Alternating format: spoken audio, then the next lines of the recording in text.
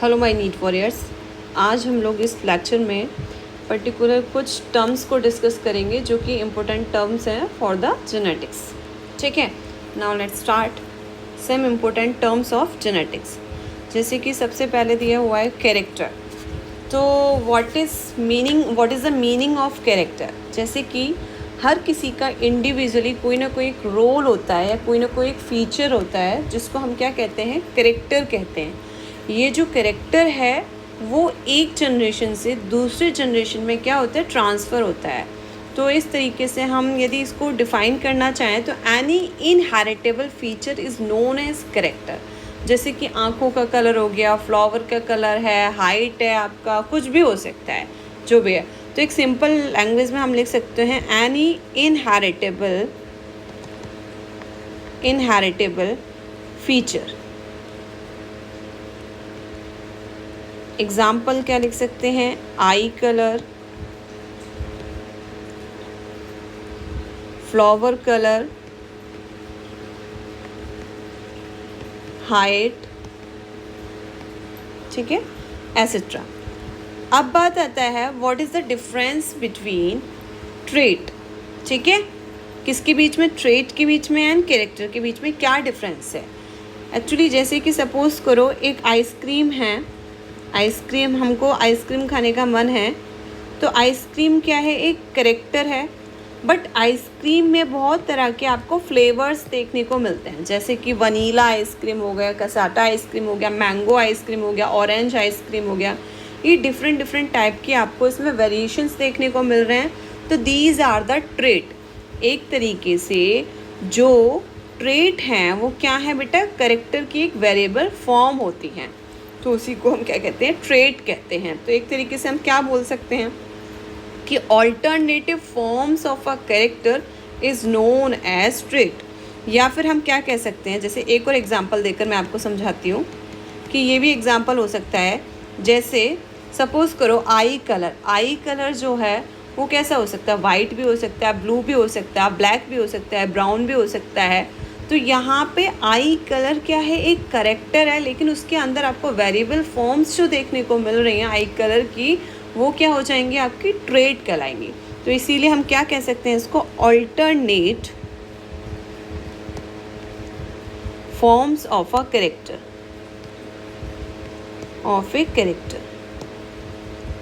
इसी को हम क्या कहते हैं, जैसे कि एग्जाम्पल हो सकता है हाइट में लंबा भी हो सकता है, छोटा भी हो सकता है। तो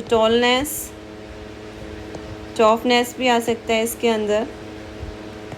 साथ में कलर में purple, white, blue, black, etcetera, कुछ भी हो सकता है।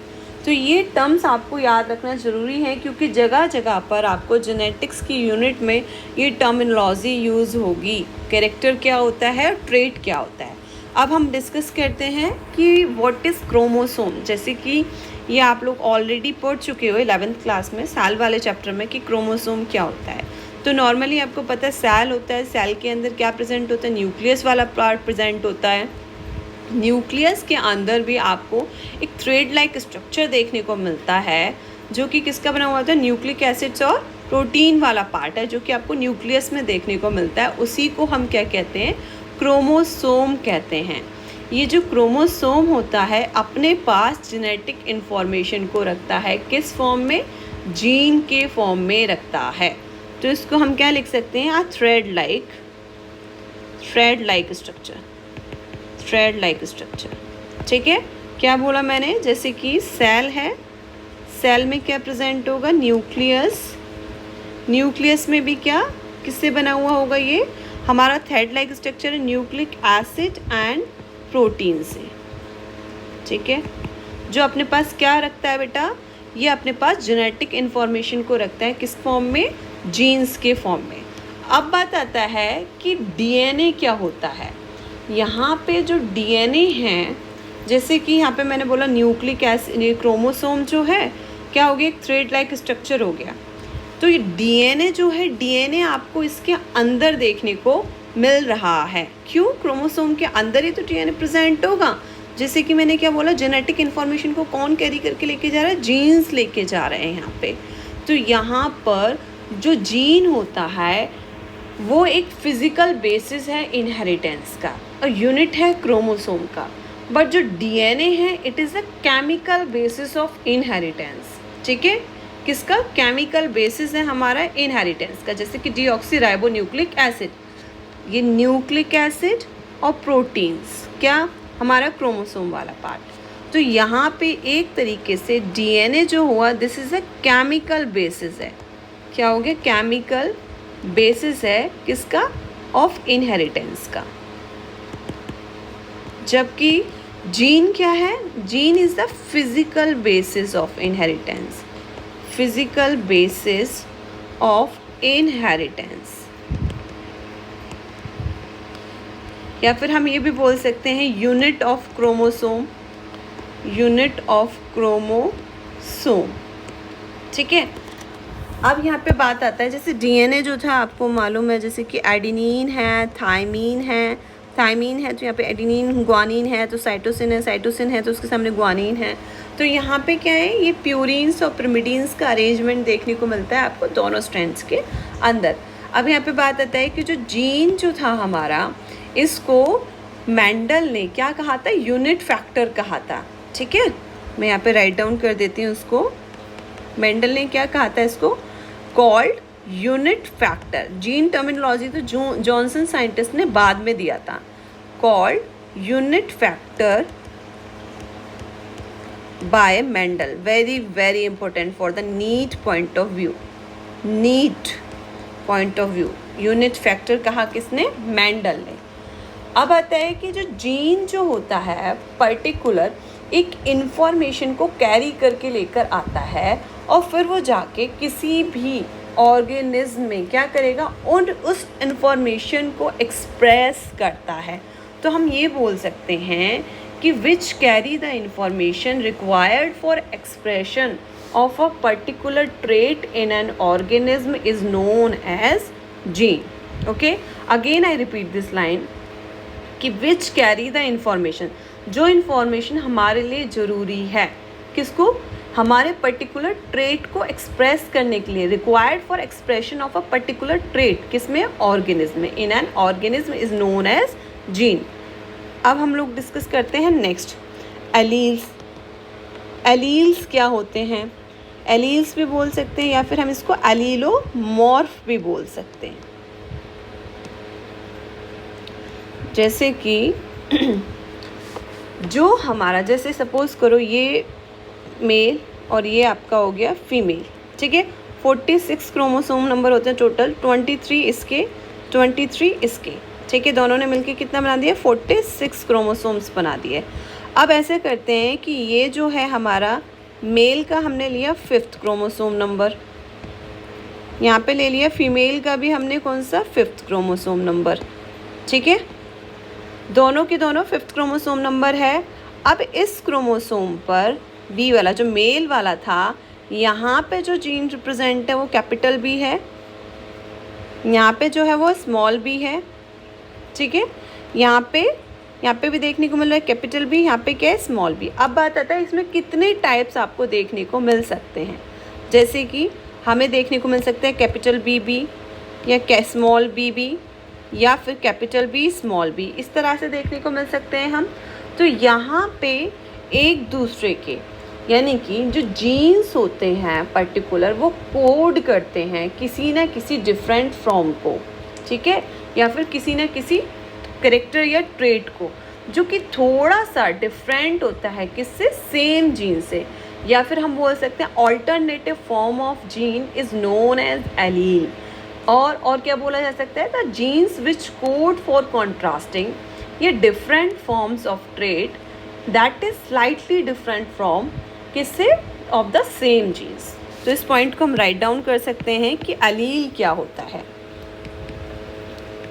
The genes which codes for contrasting या फिर different forms of trait that is slightly different forms of the same gene, same gene, ये भी बोल सकते हैं हम। तो इस पॉइंट को आपको लाइन को याद रखना है, इट्स वेरी इंपॉर्टेंट। ठीक है, अब आता है नेक्स्ट हमारा होमोजाइगस। सम इम्पोर्टेंट टर्म्स को हम डिस्कस कर रहे हैं। होमोजाइगस, होमोजाइगस क्या होता है?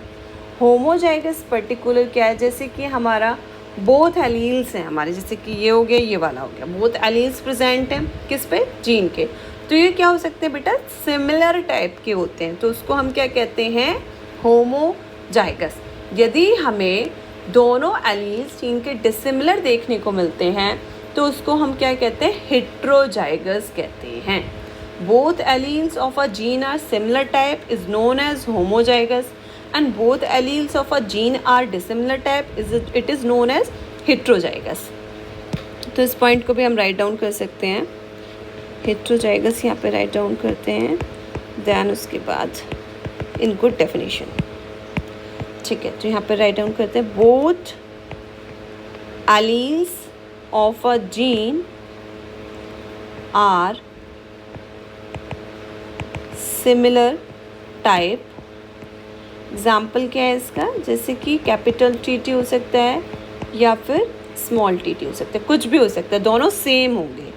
ठीक है, इसमें क्या हो जाएगा? Both alleles of a gene are dissimilar type.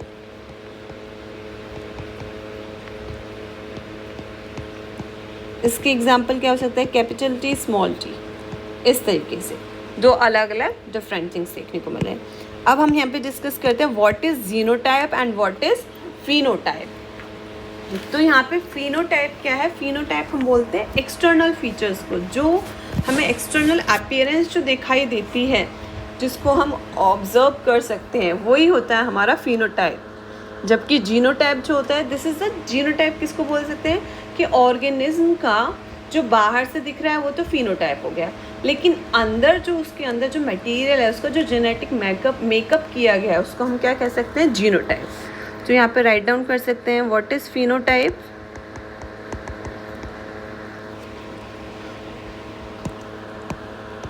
The observable physical appearance, physical appearance. जबकि जीनोटाइप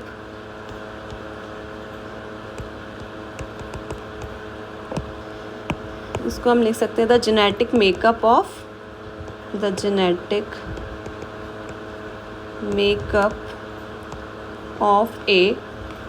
एन ऑर्गेनिज्म। ठीक है, ये डिस्कस कर लिया। अब हम यहाँ पे डिस्कस करते हैं नेक्स्ट टर्म है, वो है हमारा dominant allele. What is dominant allele? नाम से समझ में आ रहा होगा कि ऐसा एलील जो अपने आप को एक्सप्रेस करे, किसमें? होमोजाइगस में भी और हेट्रोजाइगस कंडीशन में भी, उसको हम बोलते हैं डोमिनेंट एलील। तो उस पॉइंट को भी हम राइट डाउन कर सकते हैं, dominant allele. The allele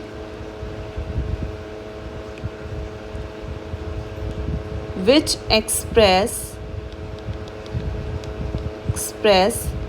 in both homozygous and heterozygous condition। Like example हो सकता है कैपिटल टी। ठीक है, ये क्या हो जाएगा? हमारा डोमिनेंट एलील होगा, और डोमिनेंट एलील को हम कैपिटल से रिप्रेजेंट करते हैं। अब हम डिस्कस करते हैं रिसेसिव एलील को। रिसेसिव एलील क्या होगा? रिसेसिव एलील के अंदर एक एलील जो है वो अपने आप को एक्सप्रेस नहीं करेगा, किसकी प्रेजेंस में? डोमिनेंट एलील की प्रेजेंस में वो अपने आप को एक्सप्रेस नहीं करता है। It express only in homozygous condition, तो this thing is known as recessive allele. तो इस पॉइंट को भी हम लिख सकते हैं recessive allele. The allele 2 can't express in presence of dominant allele. It express only in homozygous condition. In homozygous condition. Example है इसका स्मॉल टी. इसको हमेशा हम किससे रिप्रेजेंट करेंगे? स्मॉल लेटर से. अब बात आते हैं इसके बाद what is hemizygous term. Hemizygous, इसमें क्या होता है? इसमें जैसे कि अभी मैंने बताया कि इसके अंदर होमोजाइगस हेट्रोजाइगस दोनों कंडीशन इन्वॉल्व हो रही है. इसके अंदर ओनली होमोजाइगस कंडीशन इन्वॉल्व हो रही है. जबकि हेमीजाइगस में क्या होता है? ओनली वन एलील ही क्या करेगा? प्रेजेंट होगा. किस कंडीशन में? जीन के अंदर. यानी कि गैमीट्स जो होंगे इंडिविजुअली होगा. जैसे कि आपका हैप्लॉइड एग हो गया या स्पर्म वाला पार्ट है, तो ये क्या है? गैमीट्स जो हैं वो अलग अलग हैं, तो उनके जीन्स भी क्या हैं? अलग अलग हैं. तो यहाँ पे हम उस सिचुएशन को बोल रहे हैं क्या? हेमीजाइगस. तो इसको हम क्या राइट डाउन कर सकते हैं? When only one allele is present in a gene. केवल क्या हो? एक ही एलील प्रेजेंट होता है किसमें? जीन में. तो उसको हम क्या कहते हैं? हेमीजाइगस कहते हैं. इसके एग्जांपल्स क्या हो सकते हैं? गैमीट्स या फिर हैप्लॉइड एग एसेट्रा, और भी हो सकते हैं. ठीक है, ये हम लोगों ने सारी जितनी भी इम्पोर्टेंट टर्म्स थी रिगार्डिंग टू जेनेटिक्स वो हम लोगों ने डिस्कस कर ली. अब बात आता है यहाँ पे कि इन टर्मिनोलॉजी को किन किन साइंटिस्ट ने दिया था. ठीक है, तो उन चीज़ों को भी हम राइट डाउन करते हैं ताकि कोई भी नीट में कैसा भी क्वेश्चन आए हम हर क्वेश्चन को सॉल्व कर सकें. तो मैं यहाँ पे लिखती हूँ टर्म. सबसे पहले जो जेनेटिक्स था वो टर्म, साथ में एलील्स, होमोजाइगस, हेट्रोजाइगस, ये सारी टर्म्स जो थी हमारा किसने दिए थे? विलियम बैटसन ने दी थी. विलियम बैटसन ने. ठीक है, अब जो अलग साइंटिस्ट ने दी थी जैसे कि जीन हुआ आपका, जीनोटाइप है आपका, ये फिनोटाइप है, तो ये सारा जो टर्म है वो आपकी दी थी किसने? जॉनसन साइंटिस्ट ने. जॉनसन. ठीक है, तो यहाँ पे हम लोगों ने ये टर्म्स को डिस्कस कर लिया. और भी कुछ इम्पोर्टेंट टर्म्स हैं जो आप लोगों को पता होना चाहिए, जैसे कि प्योर लाइन ब्रीडिंग क्या होता है, या फिर ट्रू ब्रीडिंग किसको कहते हैं? True breeding. ताकि हम लोगों को हेल्प मिल सके जहाँ पे भी जेनेटिक चैप्टर में जहाँ पे भी टर्म आए मुझे एक्सप्लेन करने की ज़रूरत नहीं पड़ेगी, आपको क्विकली समझ में आ जाएगा. तो इन्होंने बोला प्योर लाइन या ट्रू ब्रीडिंग. एक तरीके से क्या है बेटा?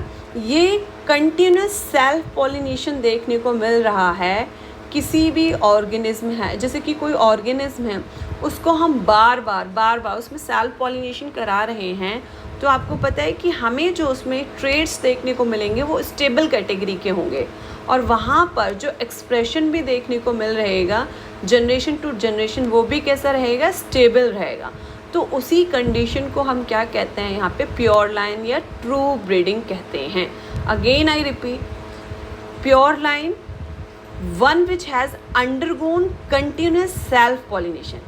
एक ही सिचुएशन जा रही है इसके अंदर में जो कि शो करती है स्टेबल इनहेरिटेंस को और एक्सप्रेशन को सेवरल जनरेशन तक. उसी को हम कहते हैं प्योर लाइन या ट्रू ब्रीडिंग. तो इस पॉइंट को हम लिख सकते हैं, it is the one which has undergone continuous self pollination showing stable trait inheritance. Stable trait inheritance and expression over several generation.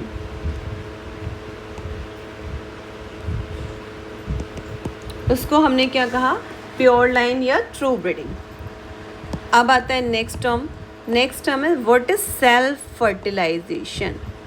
Self fertilisation ये भी मैं आप लोगों को डिस्कस कर चुकी हूँ प्रीवियस वीडियोस में। Sexual reproduction in flowering plants वाला चैप्टर जो था, जहाँ पे सेल्फ पॉलिनेशन और क्रॉस पॉलिनेशन बताया था।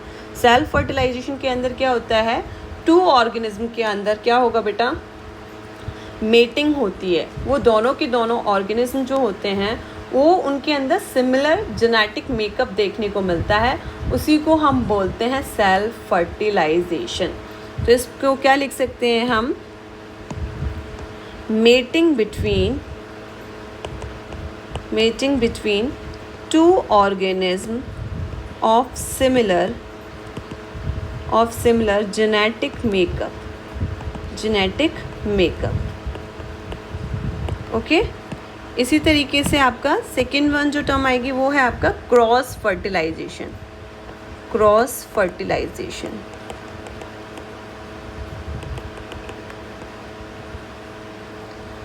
फर्टिलाइजेशन में क्या होगा, mating between 2 organism of dissimilar, इसमें आ जाएगा क्या, डिसिमिलर, सेम रहेगा वही genetic makeup. It is known as cross fertilisation. ये भी डिस्कस कर लिया, ये भी कर लिया, ये भी कर लिया। अब हम डिस्कस करते हैं व्हाट इज़ फीलियल। ये जो फीलियल टर्म यूज़ की जाती है ये नेक्स्ट जनरेशन के लिए हम यूज़ करते हैं। किसके लिए, नेक्स्ट जनरेशन के लिए, और इसको रिप्रेजेंट करते हैं F से। तो ये नेक्स्ट जनरेशन जो है वो F1 भी हो सकता है, F2 भी हो सकता है, F3 भी हो सकता है, F4 भी हो सकता है, और भी बहुत सारे हो सकते हैं जो नेक्स्ट टू नेक्स्ट आपको जनरेशन देखने को मिलता है। उसी को हम क्या कहते हैं, फीलियल जनरेशन। अब इसी तरीके से सेल्फिंग क्या होता है, व्हाट इज सेल्फिंग।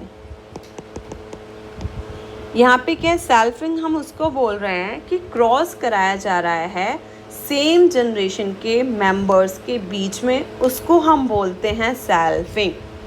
क्या कहा, cross between members of same generation is known as selfing। अब आता है बेटा पुनेट स्क्वायर। ये क्या है, पुनेट स्क्वायर जो है पर्टिकुलर एक रिप्रेजेंटेशन है, और ये रिप्रेजेंटेशन कैसा है, this is graphical type of representation. इसके अंदर हम पुनेट स्क्वायर के अंदर हम जितने भी पॉसिबल जीनोटाइप्स होते हैं किसके, ऑफ स्प्रिंग के, जो कि हमें क्रॉस के जरिए जो देखने को मिला है, उसकी प्रोबेबिलिटी को हम इसमें रिप्रेजेंट करते हैं, उसी को हम बोलते हैं Punnett square. Again I repeat this, graphical representation of the probability of all possible genotype of offspring in a cross is known as Punnett square। तो इसको राइट डाउन कर सकते हैं, the graphical representation of the probability of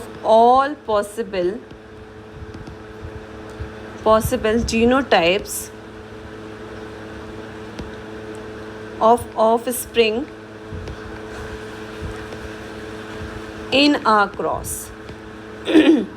is known as Punnett square. अब question क्या आया हुआ NEET में कि जो पुनेट स्क्वायर है वो किस साइंटिस्ट ने दिया था।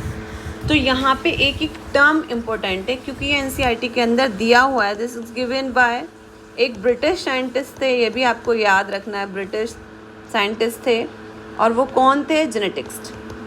ये भी आपको याद रखना है, ये भी याद रखनी है टर्म, जेनेटिक्स थे, ब्रिटिश साइंटिस्ट थे, ये भी याद रखना है। और उनका नाम क्या था, रैग्नेल सी पुनेट।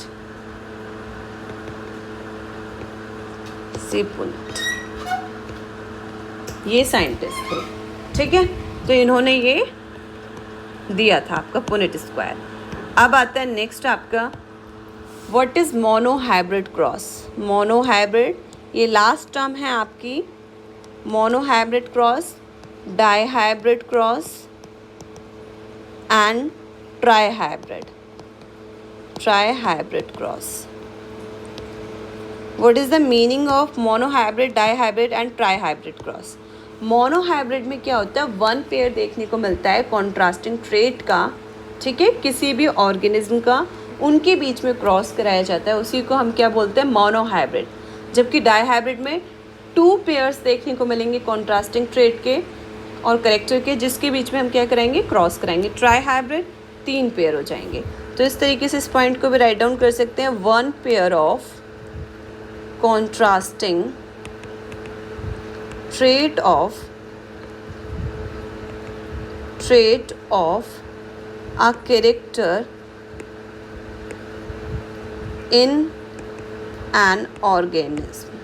इसमें क्या आ जाएगा, इसमें 2 पेयर आ जाएंगे, बाकी सेम एज इट इज़ वही रहेगा। इसमें क्या हो जाएगा आपका 3 पेयर आएगा। तो इस तरीके से आज हम लोगों ने इस वीडियो के अंदर, इस लेक्चर के अंदर जितनी भी इम्पोर्टेंट टर्म्स थी जो जेनेटिक्स में आपको पढ़ने वाले हो, वो सारी की सारी मैंने आपको डिफ़ाइन कर दी, ताकि आप लोगों को प्रॉब्लम क्रिएट ना हो जब मैं आगे चैप्टर को एक्सप्लेन करूँ। ठीक है, जो भी आपको समझ में नहीं आया हो तो प्लीज़ आप मुझसे पूछ सकते हैं कमेंट बॉक्स में। यदि वीडियो पसंद आए तो प्लीज़ इसे लाइक करना, सब्सक्राइब करना